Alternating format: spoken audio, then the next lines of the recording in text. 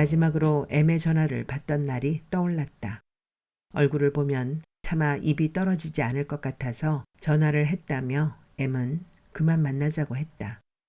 M이 그 말을 하는 순간 혜승이 떠오른 것은 육감 같은 거였을까.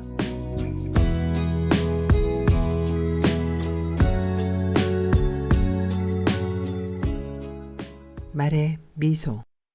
최영신. 진찰은 간단했다. 몇 가지 질문을 던지고 맥을 짚어본 게 다였다. 그 단순한 절차로 내가 받은 고통을 빠짐없이 담아낼 수 있을지 미심쩍었다. 찐득찐득한 것이 목구멍에 들러붙은 것 같은 이물감에 잠을 설친 게 벌써 보름째였다. 다시 말하면 다분히 심리적인 병이란 뜻이죠.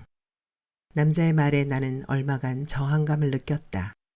내 몸이 겪고 있는 생생하고 구체적인 이 고통이 다분히 심리적인 거라니. 난 억울한 심정으로 남자를 쳐다보았다. 환자분 같은 그런 증세를 매핵기라고 하죠. 매실 씨앗이 목에 걸린 것 같다고 해서 붙여진 이름입니다. 남자가 매핵기라고 하죠 하는 순간 생각하고 자시고 할 것도 없이 나는 발을 헛디딘 사람처럼 10여 년 전 과거로 미끄러져 버리고 말았으니까. 내가 혜승과 함께 살았던 4년간의 시간 속으로. 어쩐지 내 귀에는 매핵기가 특정한 증세에 붙인 병명이 아닌 그 4년간의 시간을 지목한 명칭처럼 들렸다. 침을 놓아야 하니까 침구실로 옮기시죠. 나는 침구실로 들어가 침대에 누웠다. 남자가 알코올 솜으로 내 몸의 이곳저곳을 문질렀다. 남자의 동작은 빠르고 경쾌했다. 요즘에 특별히 스트레스를 받은 일이 있나요? 라고 묻지 않고 있죠? 라고 하는 남자의 말투가 귀에 거슬렸다. 남자는 사실상 내가 중압감에 시달리고 있다고 단정짓고 있었다. 혜승이 떠올랐다.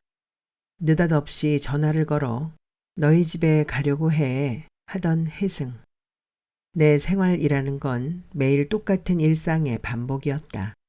청소하고 빨래하고 요리하고 장 보는 길에 서점에 들러 책 둘러보고 변화라면 장바구니의 내용물이나 식탁에 오른 반찬이 달라지는 정도의 변화라고 말하기엔 입이 부끄러울 만큼 사소한 것들이었다.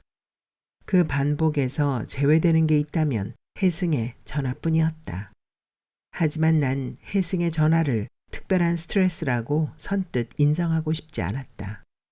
10여 년이 훌쩍 지난 지금까지도 내 삶이 그녀에 의해 휘둘리고 있다고는 생각하고 싶지 않으니까. 혜승에게서 전화가 온 것은 몇 주 전이었다.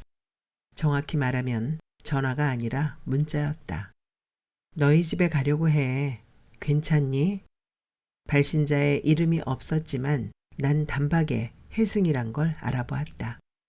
핸드폰으로 문자를 날리면서도 마침표와 물음표까지 찍어가며 철저하게 띄어쓰기를 할 만한 사람은 혜승뿐이었다.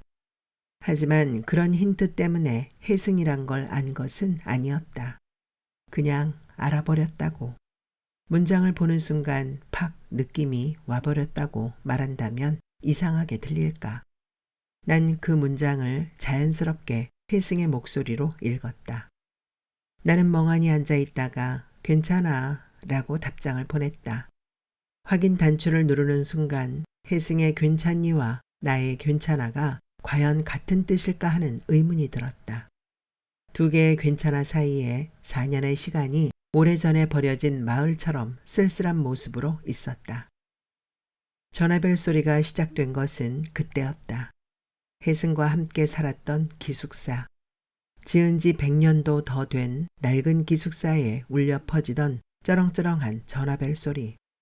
밥을 먹을 때에도 연속극을 보고 있을 때에도 완료라는 말을 비웃듯 그 소리가 계속 귀에서 맴돌았다. 며칠이 지나자 이번엔 목까지 답답해지기 시작했다. 오늘이 혜승이 오겠다고 한 9월의 네 번째 토요일. 비까지 이렇게 쏟아지고 있는데 혜승은 정말 올까? 여기가 천돌이라고 하는 자리인데요. 여기에 침을 맞고 나면 가슴이 후련해지는 걸 느끼실 거예요. 팔과 다리에 침을 놓고 나서 남자는 목 아래에 침을 놓았다. 가슴에 침을 꽂고 송장 자세로 누워 나는 가만히 비 오는 소리를 들었다. 번개가 번쩍 하더니 그야말로 우레와 같은 소리로 천둥이 쳤다. 어떤 일을 하세요? 별뜻 없이 묻는 그저 지나가는 말에 불과하다는 걸 알면서도 기습을 당한 듯 나는 움찔했다. 비단 지금뿐만이 아니었다. 언제 어느 때고 이 질문은 흘려버리지 못하고 내 속에 고여 나를 부대끼게 했다. 넌 뭘 하는 사람이지? 도대체 뭘 하는 사람이지? 넌. 전 뭐 다른 뜻이 있어서가 아니고 스트레스의 원인이 뭘까 싶어서요. 매핵기란 게 일종의 히스테리거든요. 침 치료랑 탕약을 드시는 것도 중요하지만요. 무엇보다 마음을 편히 먹는 게 중요해요. 운동을 하면 도움이 될 거예요. 한의사가 난처한 표정으로 침을 뽑았다. 나는 고개를 끄덕거렸다. 불도 들어오지 않는 깜깜한 지하 세탁실에서 누구의 것인지도 모르는 빨래를 밤새 주무르던 내 인생의 매핵기를 표현하기에 히스테리보다 더 적절한 말이 또 있을까? 침구실을 나왔다. 침 맞은 자리가 뻐근했다. 치료비를 계산하고 현관으로 갔다. 자동문이 열렸다. 인기척만으로도 열리는 문. 혜승이 떠올랐고 소설이 떠올랐다. 문은 고사하고 나에게 비집을 틈도 허락하지 않는다는 점에 있어서 혜승과 소설은 꼭 닮아 있었다. 센서에 의해 작동하는 자동문처럼 내 의지와 상관없이 언제든 나를 열어젖힐 수 있다는 것도 그 둘의 공통점이었다. 핸드폰이 울렸다. 액정에 떠오른 건 집 전화번호였다. 엄마, 지금 어디야? 작은 애였다. 나는 집에 가는 중이라고 대답했다. 엄마한테 부탁할 게 있는데 깜빡했어. 난 한의원을 나섰다. 엘리베이터 앞에 서서 버튼을 누르려다 말고 나는 통화 중이란 사실을 떠올리고 계단을 향해 몸을 돌렸다. 뭐냐면 있잖아. 동화책을 희극으로 바꿔 써야 하거든. 월요일까지 해가야 해. 네 숙제잖아. 내 숙제가 아니라 선생님이 엄마한테 부탁한 거야. 오늘 해줄 수 있지? 계단으로 발을 내딛는데 핸드폰에서 통화대기 신호가 들렸다. 혜승의 전화번호가 액정에 떠올라 있었다. 무슨 동화인데? 말의 미소라는 책이야. 엄마가 희극 써주면 우리가 연극 만들어서 학교회 때 발표할 거야. 잘할 수 있지, 엄마? 나는 희극을 희곡으로 바로잡아주고 전화를 끊었다. 곧바로 혜승에게서 전화가 걸려왔다.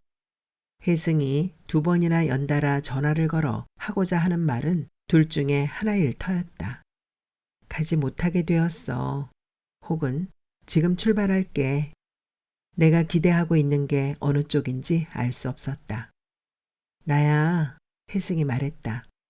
오랜 부재에도 불구하고 너는 나를 기억하고 있을 거라고 확신하는 저 자신감.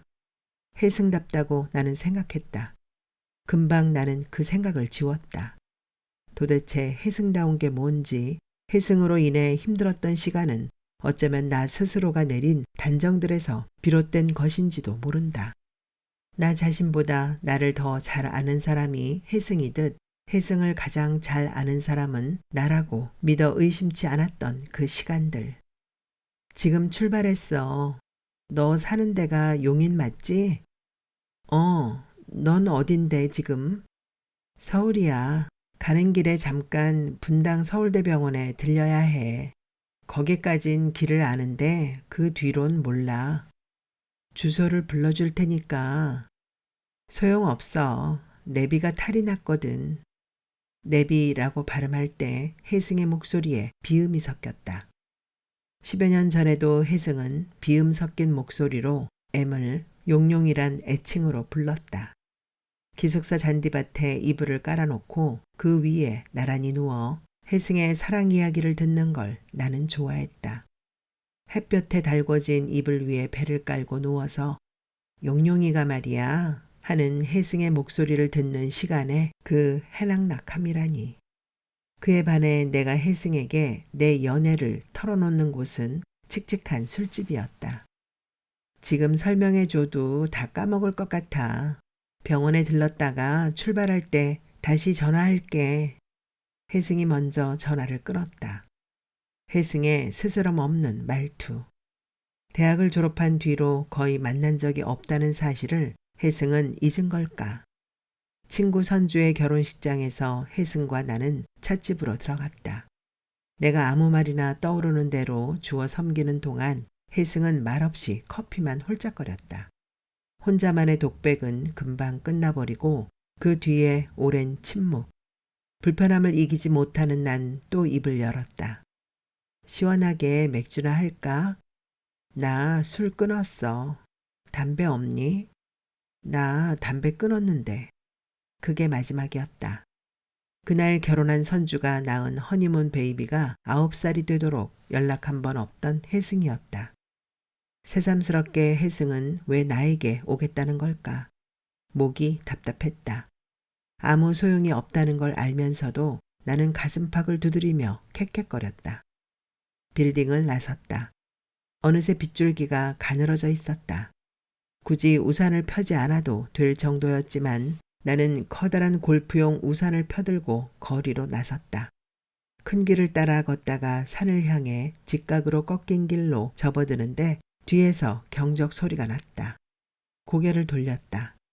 남편이 모는 은색 소나타가 보였다. 내가 우산을 접고 차에 오르길 기다렸다가 남편은 묻지도 않은 말에 대답했다. 회사에 나갔다가 오는 길이야. 실장님이 잠깐 보자고 해서. 남편은 추리닝 바지에 반팔 티셔츠를 입고 있었다. 아무리 쉬는 날이라고 해도 남편은 그런 차림으로 회사에 갈 수 있는 사람이 아니었다.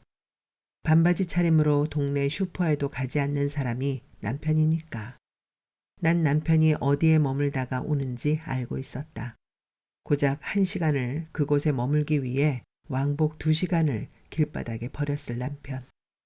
그나저나 당신은 뭐래? 병원에서. 별거 아니래요. 마음 편히 먹으면 낫는데. 남편은 한숨을 내쉬며 내 손등 위에 자신의 손바닥을 포겠다. 속으로 하나에서 10까지 빠르게 센 뒤에 난 슬그머니 손을 빼내며 차창 밖으로 고개를 돌렸다. 지금쯤 혜승은 고속도로를 달리고 있겠지. 나는 운전대를 잡은 혜승의 모습을 그려보았다. 잘 되지 않았다. 기숙사에서의 4년, 그 어디를 뒤져봐도 운전하는 혜승을 떠올릴 만한 폼나는 그럴듯한 모습 같은 건 없었다. 한밤중에 담배가 떨어지면 혜승과 나는 방마다 돌아다니며 쓰레기통을 뒤져 담배 꽁초를 주었다. 그 꽁초들을 풀어서 신문지 조각에 새로 말아 필터도 없이 들이마시던 연기. 기숙사 규정을 어기고 커피포트에 끓인 라면을 안주 삼아 마시던 소주. 심심하면 혜승과 난 몇 시간이고 지하철역에 쪼그리고 앉아 지나가는 사람들에게 점수를 매기며 킥킥거렸다. 이따금 학교 앞 선술집에서 소주를 마시기도 했다. 시켜놓은 안주에는 손도 대지 않은 채로 각자 한 병씩 소주병을 쥐고 앉아 건배도 첨잔도 없이 홀짝홀짝 마시던 소주. 점호 시간에 임박해서 기숙사로 돌아올 때마다 우린 의식이라도 치르듯 운동장 구석에 쪼그리고 앉아 오줌을 누웠다. 운동장을 빙 둘러싼 돌계단, 어두운 데만 귀신같이 골라서 붙어앉은 연인들. 하나님이 나랑 너랑은 함께 살아라. 죽어도 중간에 헤어지기는 없기다. 이렇게 딱 정해줬으면 좋겠어. 연애는 너무 힘들어. 알궁둥이를 내놓고 앉아 중얼거리던 혜승의 술에 풀린 목소리. 가난했던 그 시절, 그 군기의 시간. 그것은 사실이 아니었다. 혜승도 나도 돈이 궁한 편은 아니었다. 아니, 우린 호주머니가 제법 넉넉한 편에 속했다.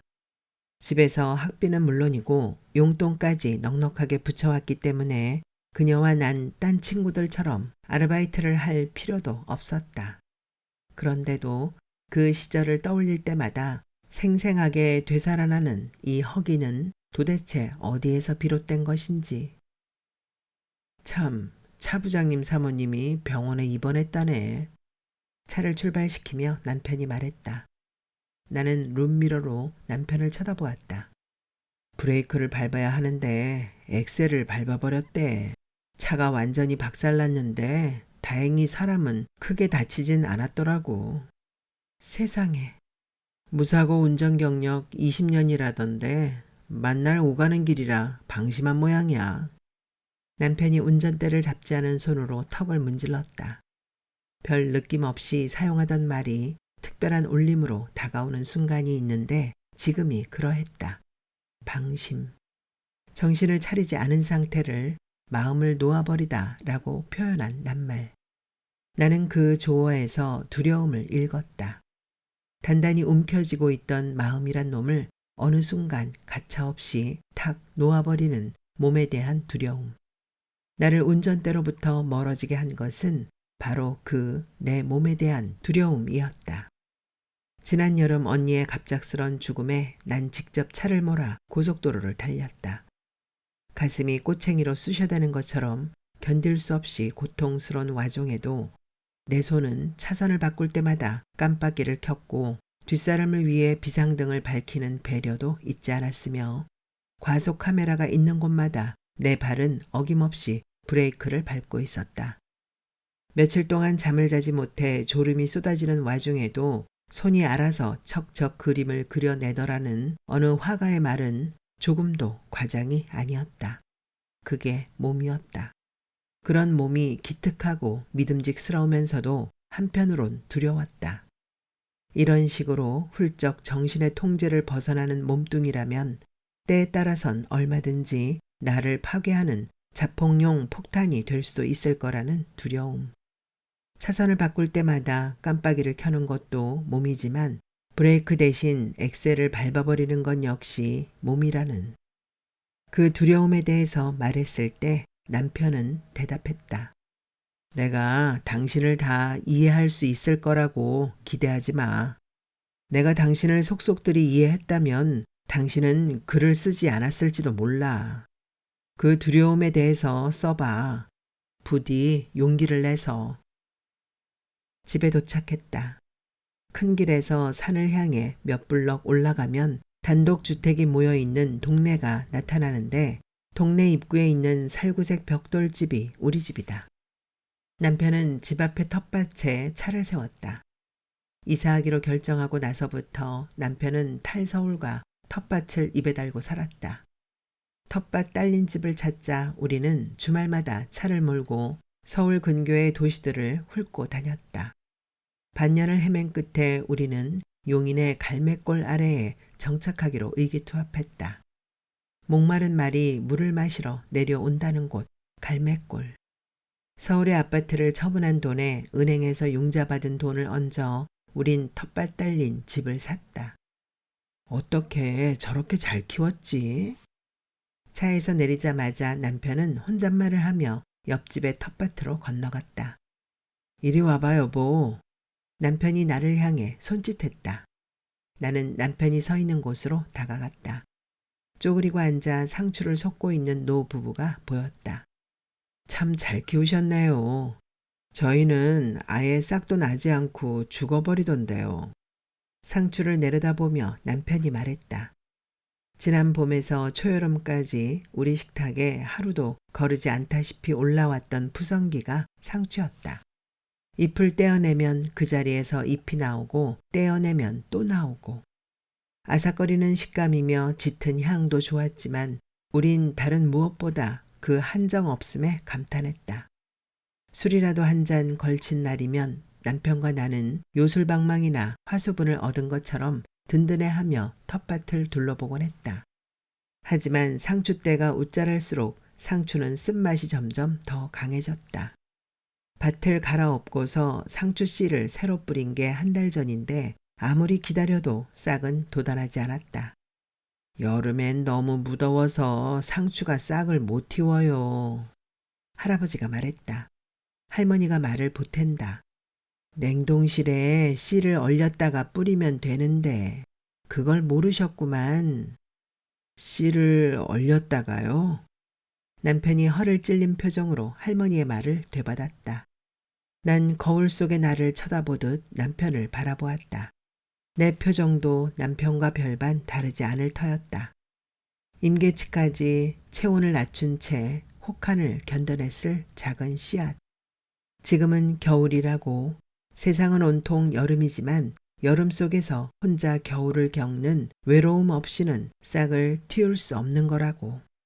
스스로에게 최면을 걸면서 그 시간을 견뎌냈을 이 생명. 자꾸 망쳐봐야 느는 게 농사입디다. 우리도 뭐 서울 토박이가 농사에 대해 뭘 알아야지. 이렇게 해서 망치고 저렇게 해서 망치고 그래 보니까 이제 좀 알겠다 싶은 거지. 처음 여기 왔을 때 이이가 쑥갓에 꽃핀 거 보고 뭐라는 줄 알아요? 들국화 참 예쁘다 이러고 있더라니까. 노부부는 서로 얼굴을 마주보며 유쾌하게 웃었다. 문득 남편의 눈을 들여다본 게 퍽이나 오래전이라는데 생각이 미쳤다. 언제부턴가 시선을 엇빗긴 채 묻고 대답하게 된 우리였다. 나는 남편을 쳐다보았다. 벌써 시간이 이렇게 됐네. 내 시선을 피하느라 과장된 몸짓으로 시계를 들여다보더니 남편이 집을 향해 큰 소리로 아이들을 불렀다. 은재야, 은덕아. 대답이 없었다.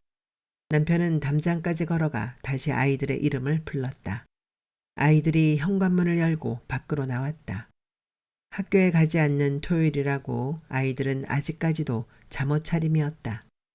어서 나와서 장갑들 껴. 뭐 할 건데? 현관 손잡이를 잡고 서서 큰애가 물었다. 대파 옮겨 심고 무도 솎아야 돼. 비도 오는데. 비 오는 날 옮겨 심어야 잘 자라는 거야. 얼른 옷 갈아입고 나와. 알았어. 대답하는 큰애의 목소리가 퉁명스럽다. 뒤돌아서며 남편은 한숨을 내쉬었다. 남편의 마음을 나는 10분 이해했다. 우리가 아이들에게 주고 싶었던 것은 햇빛 푸지게 드는 집과 새소리와 피톤 치드뿐만이 아니었다. 산에는 계절마다 어떤 꽃이 피고 지는지, 새들은 어떤 소리로 우는지 자연스럽게 깨달으며 커가길 바랬다. 하지만 아이들은 산에 오르는 걸 싫어했다. 마당에 나와 저녁 먹는 것도 좋아하지 않았다. 아이들은 서울에서와 마찬가지로 파리도 모기도 없는 집에 틀어박혀 게임을 하고 영화를 보고 책을 읽으려고만 들었다. 작은 애는 텃밭 가꾸기라도 좋아하지만 큰 애는 그것마저도 따분해했다. 은덕이는 아빠랑 대파 옮겨 심고 은재는 엄마랑 무 솎아라. 남편은 아이들에게 장갑을 나눠주었다. 파종한 지 한 달도 채 안 지났는데 그새 무가 빽빽하게 자라 있었다. 겨울에 김장을 담글 무였다. 난 고랑에 쪼그리고 앉아 한 뼘쯤 간격을 두고 무를 솎았다. 큰애는 내 뒤에 앉아 성의 없이 잡초를 뽑았다. 엄마, 희극 오늘 중으로 다 쓸 수 있지? 남편이 캐낸 대파를 손에 들고 작은애가 물었다. 희극이 아니라 희곡이라니까. 근데 그걸 선생님이 왜 엄마한테 부탁하신 건데? 내 물음에 작은애가 씩 웃으며 말했다. 내가 있잖아. 우리 엄마는 소설가라고 좀 자랑을 했거든. 건성으로 잡초를 쥐어뜯던 큰애가 끼어들었다. 야, 엄마가 무슨 소설가냐? 소설가가 아니라 소설가 지망생이지. 소설가 지망생. 큰애가 장난스럽게 집게 손가락으로 허공을 콕콕 짚으며 한자씩 발음했다. 왜 쓸데없이 그런 소리를 하고 다녀 넌? 난 작은애를 쳐다보며 언성을 높였다. 작은애의 얼굴에서 웃음기가 가셨다. 변명하듯 작은애가 말했다.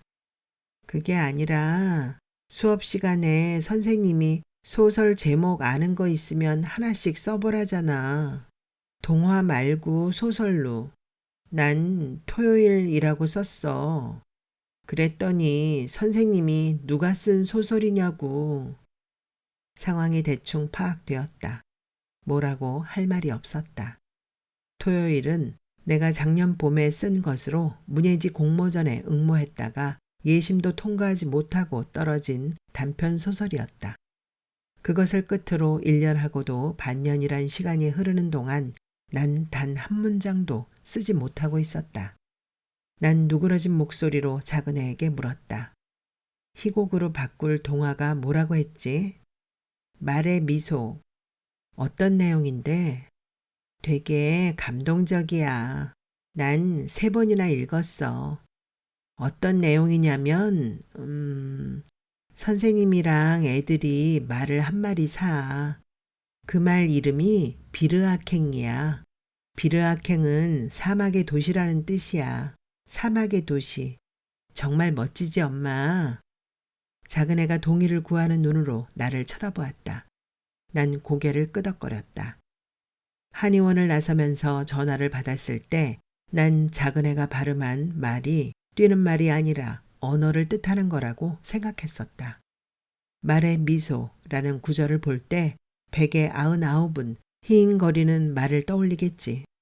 언어의 미소라고 생각한 내가 정말이지 지긋지긋하게 느껴졌다. 작은 애의 설명이 이어졌다. 근데 어른들은 말을 키우는 것엔 아무런 관심도 없어. 야, 무슨 설명이 그러냐? 큰애가 불쑥 끼어들었다. 내가 말해줄게, 엄마. 어느 시골 마을에 초등학교가 있어. 선생님은 아이들에게 희망을 주기 위해 말을 사려고 마음먹어. 하지만 마을 어른들은 그런 것엔 하나도 관심이 없어. 거봐, 형도 결국 그 얘기를 하면서 무슨 얘기? 어른들은 말을 키우는 일엔 아무런 관심도 없단 얘기. 난 줄거리를 말한 거고 넌 밑도 끝도 없이 그 얘기를 꺼낸 건데 그게 어떻게 똑같냐? 아무튼 엄마, 선생님이랑 아이들이 돈을 몽땅 털어서 말을 사러 백작한테 가. 그 백작은 형, 선생님이 맨 앞에 서고 아이들이 그 뒤에 한 줄로 길게 서서 걸어간 얘기부터 하고. 야, 답답아. 그게 뭐가 중요하냐? 그게 왜 안 중요해? 내가 볼 때 형은 지금 중요한 건 다 빼놓고 말하고 있다고. 선생님이 애들한테서 거둔 동전을 꺼냈을 때 백작이 어떤 표정을 지었는지도 말하지 않고 넘어갈 작정이었지? 그런 건 중요한 게 아니야. 나중에 덧붙여도 충분하다고. 아무튼 엄마, 이 말이 아이들이 보자마자 막 웃는 거야. 형이야말로 정말 답답하다. 그 얘기를 하기 전에 비르아캥이 어떤 말인지 설명해야지. 아이, 답답해. 난 빠질 테니까 네가 다 해. 어차피 내 숙제도 아니니까. 알았어. 내가 설명할 테니까 형은 빠져 있어. 끼어들기만 해봐. 화난 표정으로 큰애를 쳐다보던 작은 애가 나를 향해 고개를 돌렸다. 비르아캥은 혈통이 썩 훌륭한 말은 아니야. 하지만 4번의 경주에서 우승했고 38번이나 등수 안에 들었단 말이야. 그 숫자가 뭐가 중요하냐? 참견하지 말고 형 일이나 똑바로 해. 난 그게 중요하니까. 아예 책을 들고 와서 줄줄 읽지 그래. 큰애가 호미로 밭을 파헤치며 구시렁거렸다. 작은 애는 제 형에게 뭔가 한 소리 하려다가 삼키고는 다시 나를 쳐다보았다. 핸드폰이 울렸다. 난 바지 주머니에서 핸드폰을 꺼냈다. 발신자는 미진이었다. 내가 미진아 하고 전화를 받자 미진은 다짜고짜 나 속상해 죽겠어요 하고 말문을 열었다. 나 아는 선배가 있는데요. 자기가 편집장한테 부탁해서 내 원고 실어주기로 했다고 막 생색을 내는 거예요. 근데 언니 그게 있잖아요. 아, 정말 욕 나와. 나는 핸드폰을 귀에 댄 채 큰 길가로 걸어갔다. 잠깐 뜸을 들였다가 미진이 말을 이었다. 그 문예지란 게 언니, 내가 정말 웬만해선 이런 말도 안 하겠어. 정말 아무도 모르는 이름 없는 잡지인 거예요. 서점 직원도 모르는 잡지라면 말 다 한 거 아니에요. 그렇지 않아도 초라해 죽겠는데 정말. 말 끝에 미진이 한숨을 푹 내쉬었다. 눈을 꾹 내리감고 콧구멍을 벌름거리며 호흡을 가다듬고 있을 미진의 모습이 그려졌다. 미진은 나와 함께 문학원에서 4년 동안 함께 공부한 동기였다. 같은 날 문학원에 들어온 데다 두 아이를 키우는 엄마라는 공통점도 갖고 있어 적지 않은 나이 차에도 불구하고 쉽게 가까워질 수 있었다. 서너 달에 한 편도 겨우 쓸까 말까한 나와 달리 그녀는 한 달에 한 편씩 단편 소설을 내놓았다. 한창 손이 많이 가는 2살과 3살 배기 딸을 키우면서도 그녀는 새벽 2시가 되면 어김없이 일어나 책상에 앉는다고 했다. 미진은 작년에 2군데 신문사 신춘문예에 동시에 당선되면서 화려하게 등단했다. 그러나 꿈만 같은 시간도 잠시 미진은 아무 데서도 먼 곳 청탁이 들어오지 않는다고 전화기를 붙들고 징징대기 시작했다. 그때마다 나는 언니답게 미진을 달랬다. 그러나 수화기를 내려놓을 때마다 난 쓴웃음을 지을 수밖에 없었다. 누가 누굴 위로하고 있는 거지. 나는 미진이 부러웠다. 등단한 것도 물론 부러웠지만 그보다는 매일 새벽마다 지친 몸을 일으켜 책상에 앉히는 정신력이, 글 쓰는 시간이 너무도 행복하다는 그녀의 열정이 부러웠다. 난요 언니, 새벽에 일어나 세수하고 노트북을 켜는 순간이면 너무너무 흥분되어서 막 가슴이 떨려요. 언니도 그렇죠? 막 가슴이 떨리는. 그래, 나에게도 그런 시절이 있었다. 소설이란 걸 써보겠다고 결심하고 아이들을 어린이집 종일반에 맡겨놓고 방에 틀어박혀 글을 쓰던 시간. 첫 번째로 쓴 단편소설을 문예지 신인문학상에 응모했는데 그것이 최종 심사까지 올라갔다. 첫 작품이 이 정도라면 등단은 식은 죽 먹기일 것 같았다. 나는 의기양양하게 장편소설을 시작했다. 코끼리 사육사를 주인공으로 한 소설이었다. 그 글을 쓰기 위해 난 2달 동안 거의 하루도 거르지 않고 어린이 대공원을 찾았다. 사육사들과 수의사들, 조련사를 만나 인터뷰했다. 오후 2시쯤 집으로 돌아와 컴퓨터를 켜는 순간이면 미진의 말 맞다나 너무 흥분되고 긴장되어 가슴이 떨렸다. 이따금 이게 정말 내가 쓴 문장이 맞나 싶도록 좋은 문장이 손끝에서 흘러나왔다. 글을 쓰고 있다는 것만으로도 더 바랄 것이 없던 시간이었다. 손을 멈추고 꼭 맞는 낱말을 찾기 위해 머릿속을 헤집는 순간의 즐거움. 자판을 두드리는 손가락 사이를 빠져나간 문장이 강아지처럼 꼬리를 흔들며 저만치 앞으로 달려나가는 걸 쳐다보고 있을 때의 흐뭇한 조바심. 장편소설을 쓰는 100일 동안 나는 소설만 생각했다. 하루에도 몇 번씩 글을 쓰다 말고 혼자 배꼽을 잡고 웃었고 2 다리를 뻗고 앉아 울었다. 1200매의 원고를 묶어 응모했다. 결과는 낙방. 여름이 왔다. 땀으로 뒤바란 채 중편 소설을 썼지만 예심도 통과하지 못했다. 그리고 그해 가을 난 문학원 선생을 만났다. 선생을 만난 곳은 광화문 교보문고였다. 심사평을 읽기 위해 교보문고에 가서 문예지를 뒤적거리다가 나는 문학원 광고를 보았다. 공중전화로 가서 광고에 적힌 번호로 전화를 걸었다. 아마도 중년이지 싶은 남자의 음성이 전화를 받았다. 그는 잡지 코너에서 잠깐만 기다리고 있으라고 했다.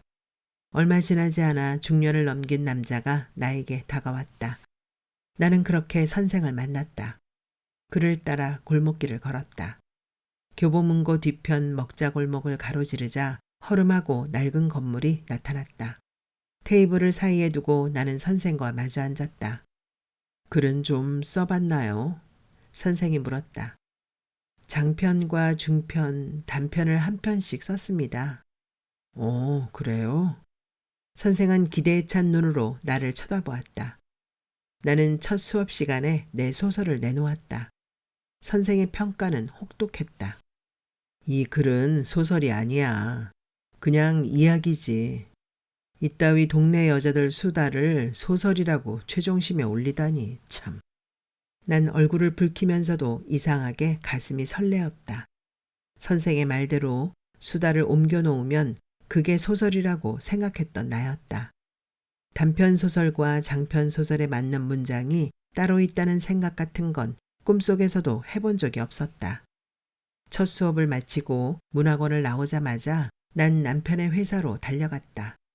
남편의 회사는 문학원과 지척에 있었다. 나 금방 작가가 될 수 있을 것 같아요. 내 글의 문제점을 콕콕 짚어주는 선생님을 만났으니까. 잘 됐네. 진작 그런 데를 찾았어야 했는데. 지금이라도 선생님을 만나게 된 건 다 우리 부모님 기도 덕분이야. 일주일에 한 번씩 수업을 받기 위해 문학원을 찾았다.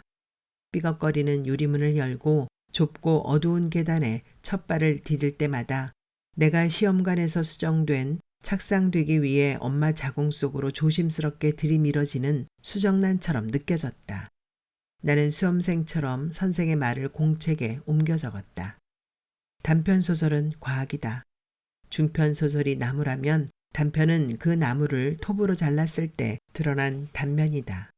체험과 상상이 빚은 진실을 비집고 들어가는 거짓말이 소설이다. 난 선생의 말을 빨아들이며 부지런히 세포를 나눠 몸을 키웠다. 그러나 내 글은 써놓고 보면 늘 수정란 그대로였다. 눈은 점점 높아지는데 손은 여전히 낮은 곳에 머물러 있는 상태가 지루하게 계속되었다. 그런 내 글은 스스로의 마음에 들지 않았다. 하편 시간에 내 소설이 형편없이 난도질 당할 때마다 나는 선생 등 뒤에 걸린 달마도를 바라보았다. 때로는 꾸짖는 눈빛으로, 때론 달래는 눈빛으로 달마는 그 큰 퉁방울 눈으로 나를 가만히 내려다보았다. 계속 응모하고 계속 떨어졌다. 글 쓰는 게 점점 두려워졌다. 차라리 잘난 척하며 혼자 내 멋대로 쓸 때가 좋았다. 꼭 맞는 낱말을 고르느라 머릿속을 뒤적이는 일도 지겹기만 했다. 난 입술을 앙 다물고 노트북 모니터를 쏘아보곤 했다. 정작 글 쓰는 시간은 하루에 채 2시간도 되지 않았다. 그런데도 집안일은 손에 잡히지 않았다. 집안은 늘 엉망이었다. 봉지도 뜯지 않은 채소들이 냉장고에서 썩어 나갔고 여름옷과 겨울옷이 한 서랍장 안을 뒹굴었다. 주말이면 남편이 멸치를 볶고 베란다 물청소를 했다. 아이들은 엄마의 도움 없이 스스로 준비물을 챙겼다. 남편도 아이들도 불평 한마디 없었다. 남편과 아이들의 새해 소망은 늘 나의 등단이었다. 해가 바뀌어도 새해 소망은 변하지 않았다. 어느 날 작은 애가 젓가락을 입에 문 채 밥상을 내려다보다가 입을 열었다. 엄마, 소설 같은 거 그만두고 요리 배우면 안 돼? 어머니는 말했다. 너무 지루해서 이제 네 기도가 잘 안 나와. 첫 술에 배부르는 사람도 많던데 우리 딸은 왜 이렇게 더디냐? 언니는 말했다. 내 말 오해하지 말고 들어. 글 때문에 네가 점점 까칠해지고 어두워지는 것 같아. 그놈의 소설 이만 접는 게 낫지 않겠니? 나야말로 이놈의 소설 제발이지 때려치우고 싶었다. 가족들에게 미안하고 부끄럽고 무엇보다 이렇게 사는 게 나 자신에 대한 예의가 아닌 것 같았다. 청소를 하든 산책을 하든 친구를 만나든 상관없이 소설을 쓰지 않는 시간은 몽땅 시간 낭비인 것처럼 여겨지는, 제대로 쓰지도 않으면서 늘 쫓기듯 사는 이런 생활을 그만두고 싶었다. 그래서 그만두려고 마음먹기로 했다. 그러나 노트북을 탁 닫는 순간 소설 쓰기를 포기하는 소설가 지망생 얘기를 써보면 어떨까 하는 생각이 퍼뜩 떠오르는 거였다. 돌아서며 나는 풀썩 웃고 말았다. 그만두고 싶다고 그만둘 수 있는 게 아니었다. 등단하면 좋을 줄 알았는데 하나도 달라진 게 없네요. 미진이 말했다. 나는 텃밭으로 돌아갔다. 남편과 아이들은 묵묵히 밭일을 하고 있었다. 굳이 내 손까지 보태지 않아도 금방 끝낼 수 있을 것 같았다. 집으로 들어가려는데 작은 애가 나를 불렀다. 식탁 위에 책 올려놓았어, 엄마. 난 집 안으로 들어갔다. 식탁 위에 책과 공책과 볼펜이 놓여져 있는 게 눈에 들어왔다. 책에 얹어놓은 딸기맛 사탕 2알. 나는 껍질을 까서 사탕을 입에 넣고 식탁에 앉아 책 표지를 내려다보았다. 갈색 말과 그 말을 둘러싼 아이들의 모습이 그려져 있었다.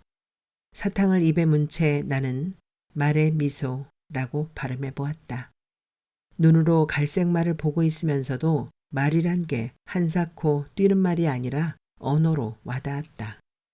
코앞에 들이댄 증거에도 아랑곳하지 않고 억지 소리만 되풀이하는 고집불통처럼. 책은 한눈에도 얄팍해 보였다. 희곡으로 쓰는데 1~2시간이면 충분할 것 같았다. 차라리 잘 됐다 싶었다.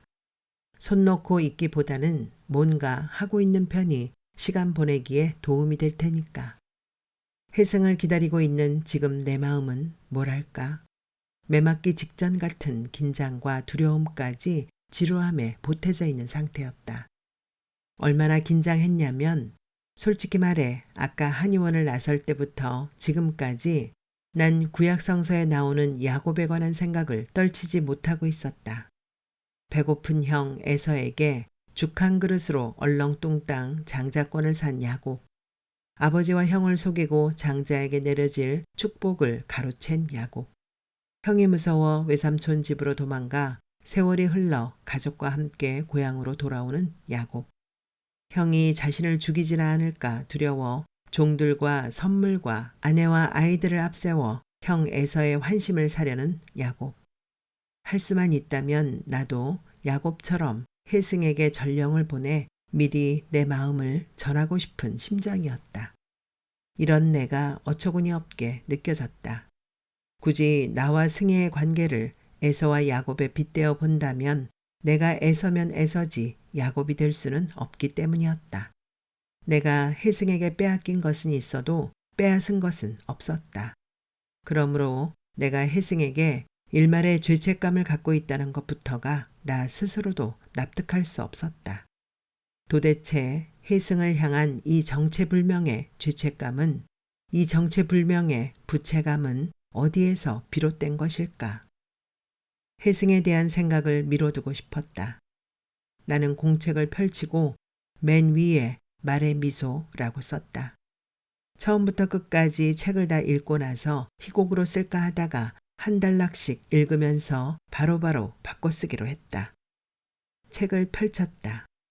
말의 미소는 이런 문장으로 시작되고 있었다. 그 마을의 초등학교는 지붕이 덮인 작은 앞마당과 넓은 운동장, 그 한쪽에 붙은 화장실, 그리고 선생님의 사택이 딸려 있는 아주 낡은 학교였다. 그 문장을 읽는 순간 갑자기 발목이 접질린 사람처럼 나는 외마디 비명을 지르며 그 자리에 주저앉아 버렸다. 쓰러진 나를 순식간에 흰색 건물이 에워쌌다. 지은 지 100년이 넘은 낡은 기숙사.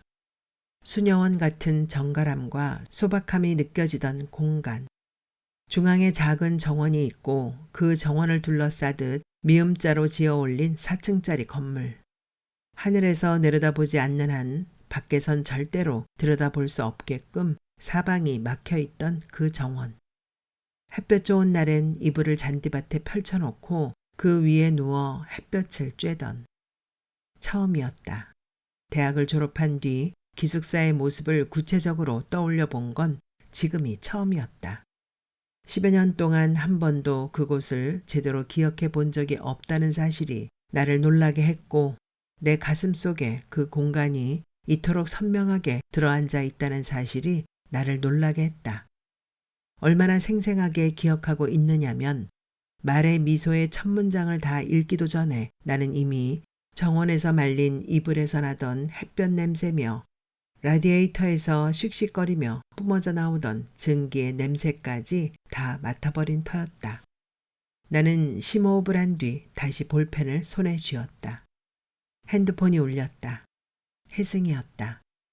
여보세요 라고 말하려는데 작아질 대로 작아진 사탕이 꿀꺽 목으로 넘어갔다. 혜승이 말했다. 병원이야. 지금 나서려고. 병원을 나와서 우회전해. 그리고 5시 방향으로 오다가 오리역 방향으로 좌회전해. 오케이, 거기까지. 혜승이 전화를 끊었다. 5시 방향이라고 말할 때 가슴에서 뚝 나뭇가지 부러지는 소리가 났다. 말의 미소, 첫 문장에 붙들려 나는 여태 기숙사 이곳저곳을 헤매고 다니고 있었다. 내 입에서 5시 방향이라는 말이 떨어지는 순간 내 눈앞에 있던 기숙사 식당의 벽시계가 5시에 멈춰서 버렸다.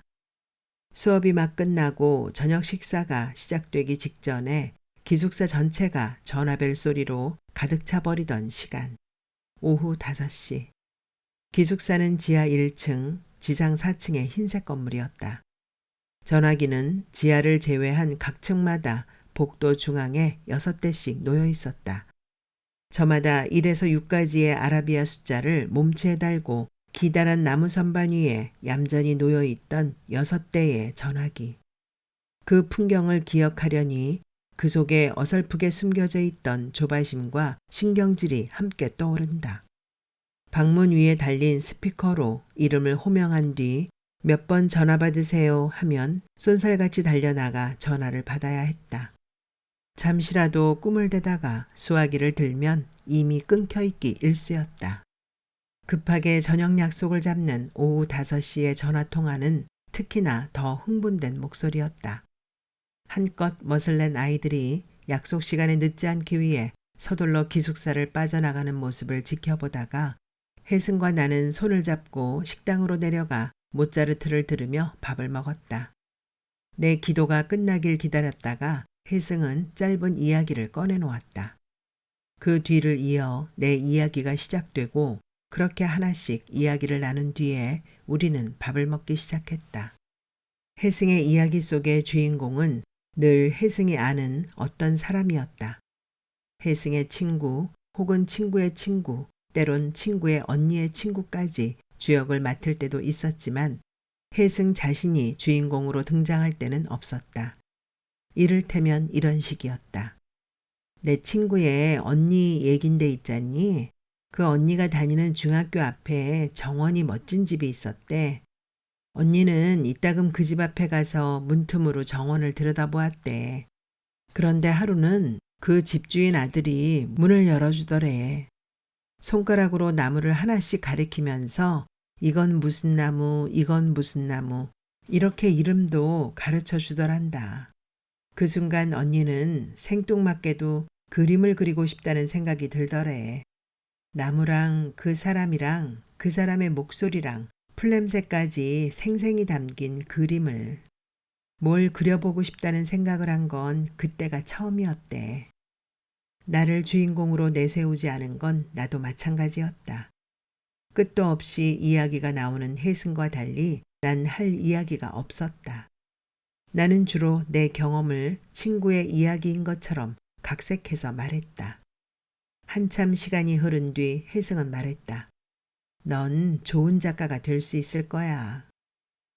아무튼 우리가 기숙사 식당에서 나눈 이야기는 그것이 내 이야기든 친구의 이야기든 상관없이 시시한 이야기이면은 분명했다.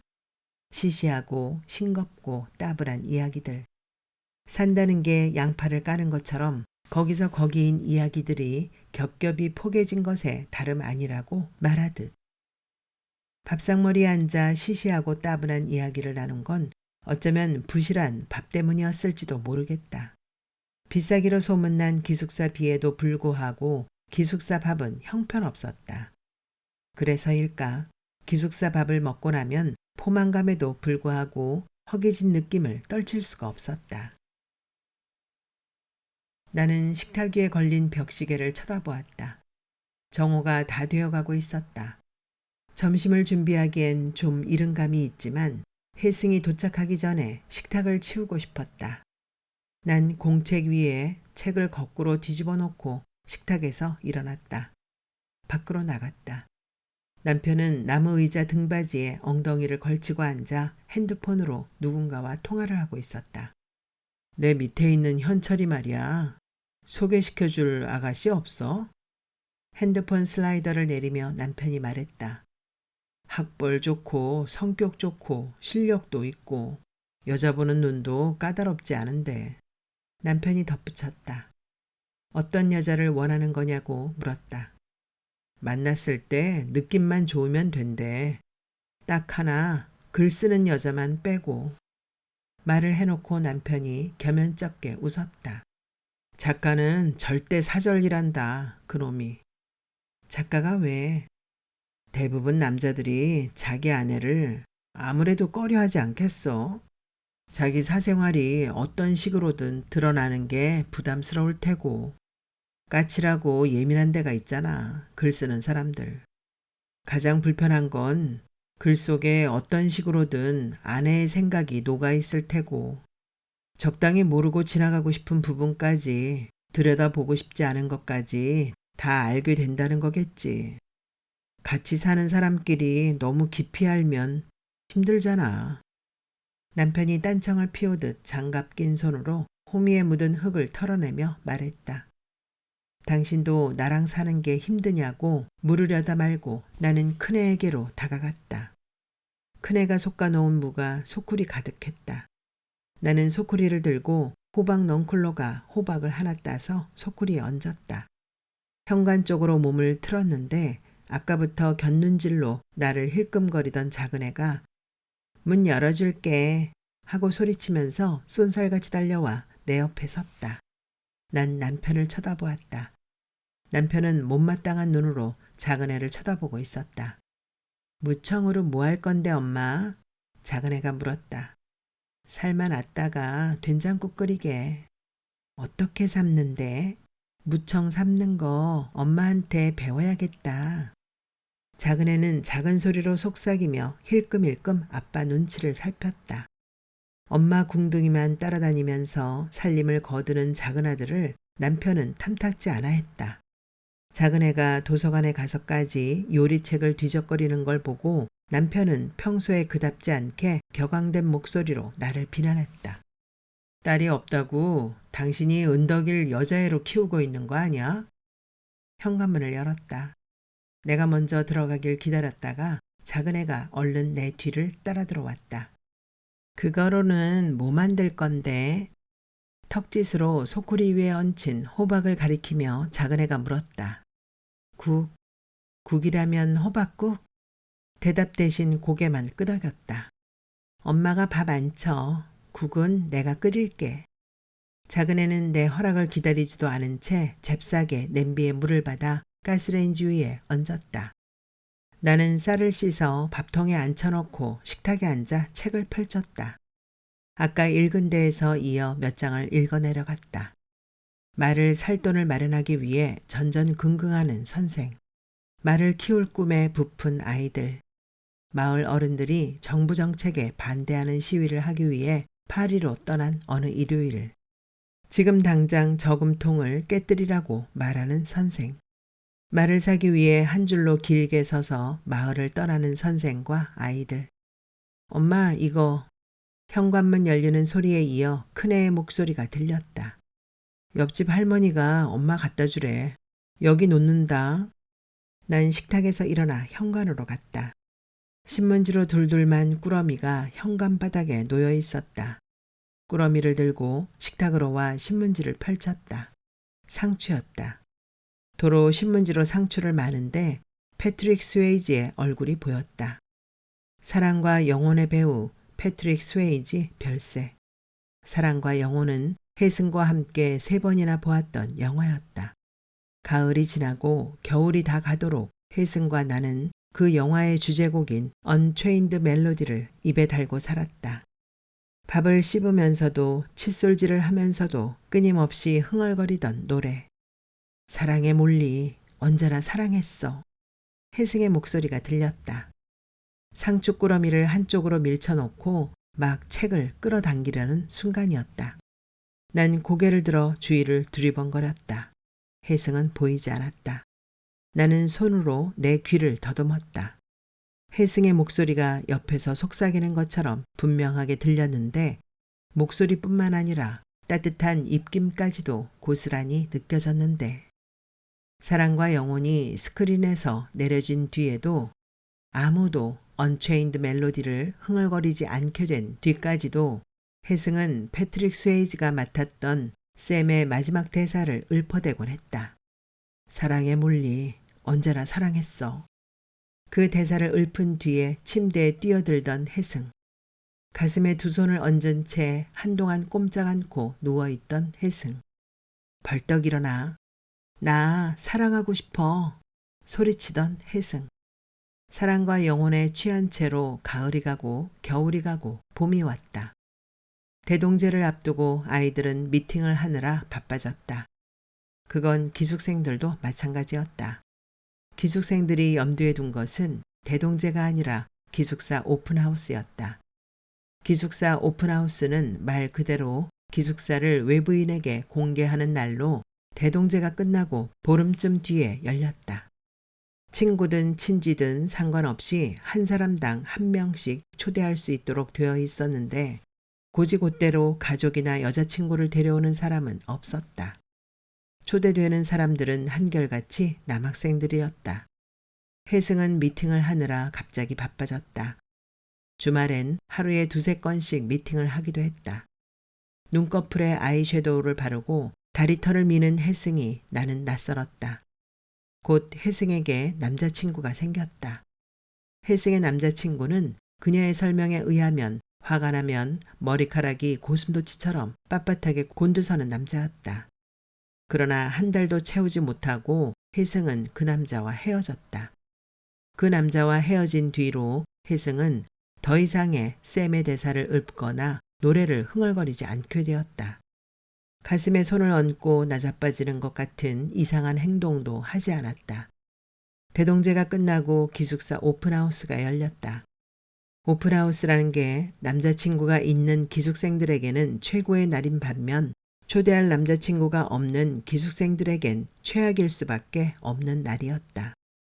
행사가 열리기 몇 시간 전에 미리 기숙사를 빠져나가거나 행사가 끝날 때까지 하루 종일 방에 틀어박혀 있어야 했으니까. 그럴 수밖에 없는 것이 기숙사에서 밖으로 나가려면 오픈하우스가 열리는 식당을 반드시 통과해야만 했기 때문이다. 오픈하우스가 열리던 날 웃음소리가 끊이지 않는 행사장을 제외하면 기숙사는 괴괴할 정도로 고요했다.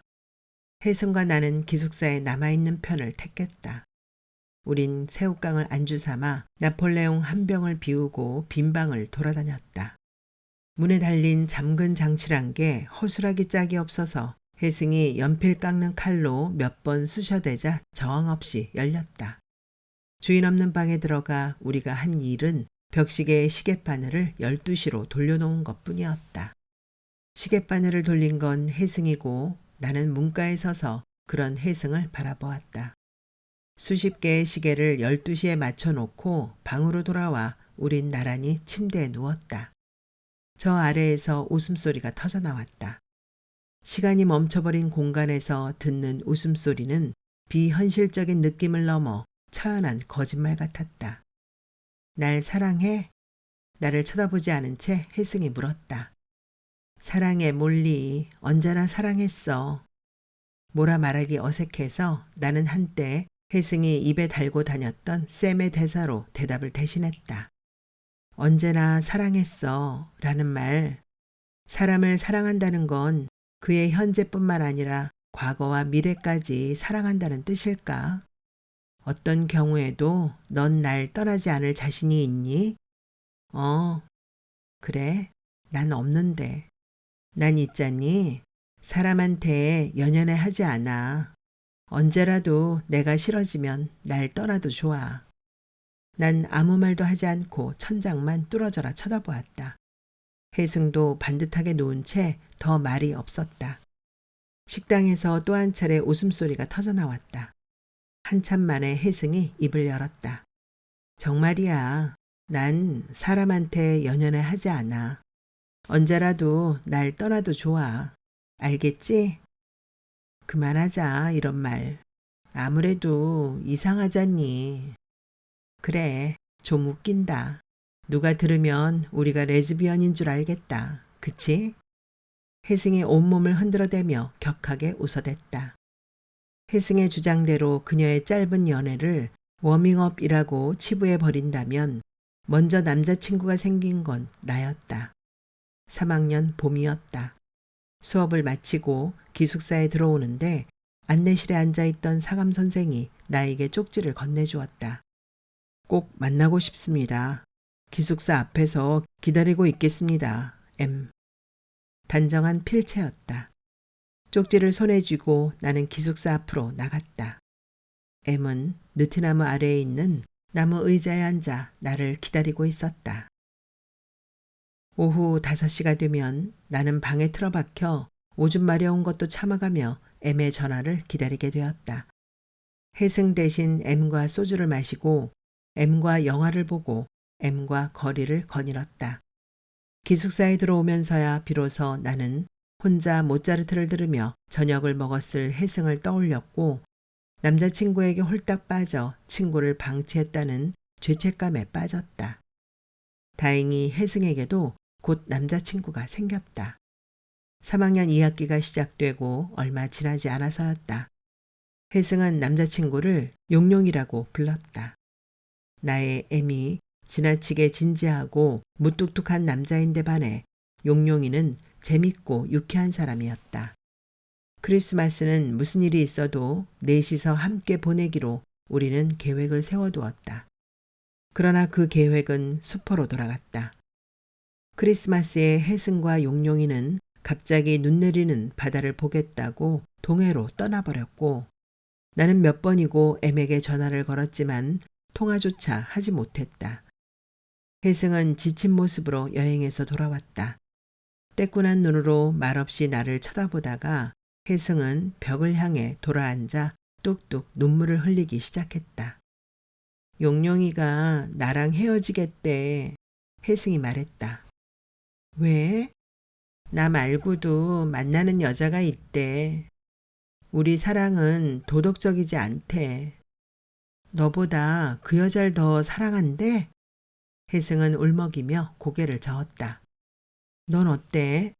양다리 걸친 걸 알면서도 그래도 용용이가 좋아? 혜승은 고개를 끄덕였다. 이렇게 우는 건 너 용용이 없이는 도저히 안 될 것 같아서 그래? 고개를 끄덕이기만 할 뿐 혜승은 말이 없었다. 나는 우는 혜승을 혼자 두고 정원으로 나가 연달아 담배 2대를 피우고 돌아왔다.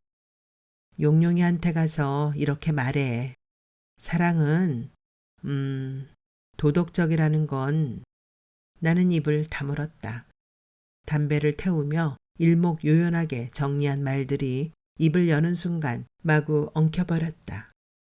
나는 말없이 혜승을 쳐다보았다. 헝클어진 머리카락, 들썩이는 어깨, 낮게 흐느끼는 소리, 실연당해 우는 젊은 여자는 아름다웠다. 혜승이 젊은 여자라고 느끼는 순간 시간이 무섭게 빠른 속도로 나를 관통했다. 20대와 30대를 지나 중년의 여인이 되어 나는 혜승 앞에 앉아 있었다. 요란하게 슬리퍼를 끌며 누군가가 복도를 지나갔다. 슬리퍼 끄는 소리가 점점 멀어져 갔다. 다 지나가는 거야. 난 생각했다.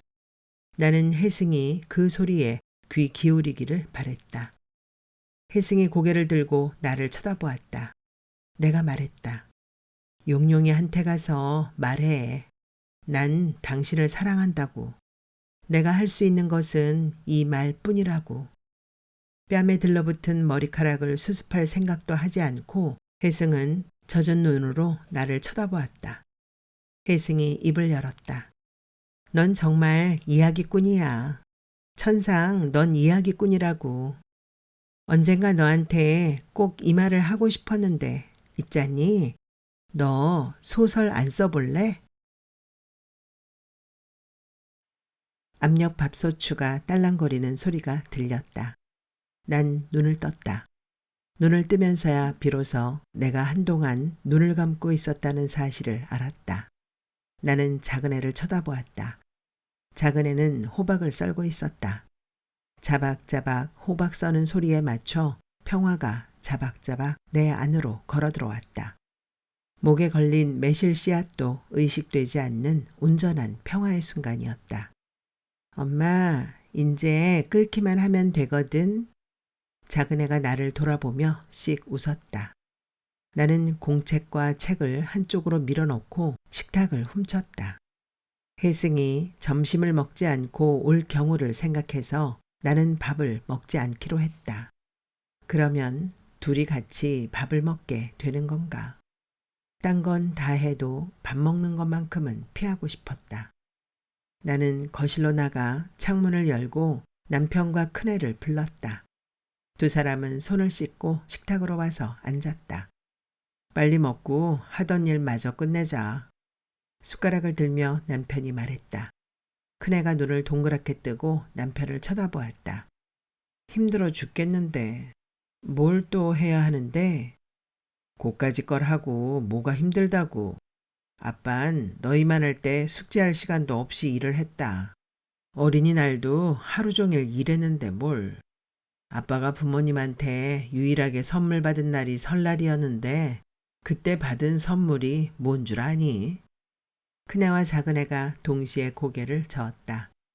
남편이 태어나 자란 곳은 지리산 중턱에 있는 오지였다.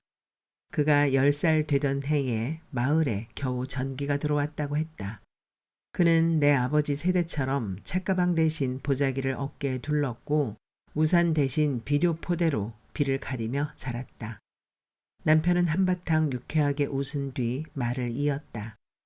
낫이야. 낫 중에서도 조선 낫 말고 외낫. 그게 가볍고 잘 베어지거든. 속골 벨 때 쓰라고 낫을 사주시면 그게 일 많이 하라는 뜻이란 걸 알면서도 얼마나 기분이 좋은지. 아무리 일을 많이 해도 피곤한 줄 몰랐어. 근데 그까짓 걸 하고 뭐가 힘들다고. 오늘은 아빠가 형을 이해해 줘야 해. 형은 오늘 다리가 많이 아플 거거든.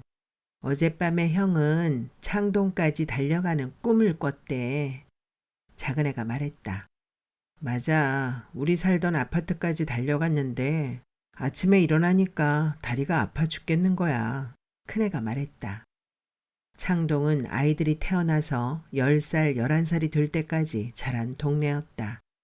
함께 어린이집을 다니고 함께 교회에 다니고 함께 공차고 싸우며 자란 친구들이 여전히 살고 있는 동네였다. 10여 년간 살던 터를 옮긴다는 건 생각처럼 쉬운 일이 아니었다. 집을 알아보러 다니면서도 자꾸 흔들리는 우리 부부의 마음을 이사하는 쪽으로 굳히게 한 것은 아이들에게 고향을 만들어주고 싶다는 바람이었다. 고향 하면 떠오르는 집이 나에겐 없었다. 내가 남편과의 결혼을 쉽게 결정한 것은 그에게 고향이 있기 때문이었는지도 모른다.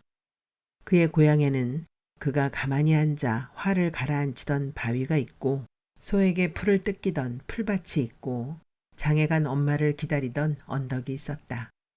그에게서 가장 부러웠던 건 그의 고향집 문설주에 남아있던 키를 표시한 금이었다. 조금이라도 키가 커 보이려고 형들 모르게 발돋움을 하는 5살에 7살에 10살의 그가 고스란히 거기 남아있었다. 남편을 만나고서야 비로소 나는 고향이란 모름지기 눈길 닿는 곳 어디에나 이야기가 펼쳐지는 곳이란 걸 알았다.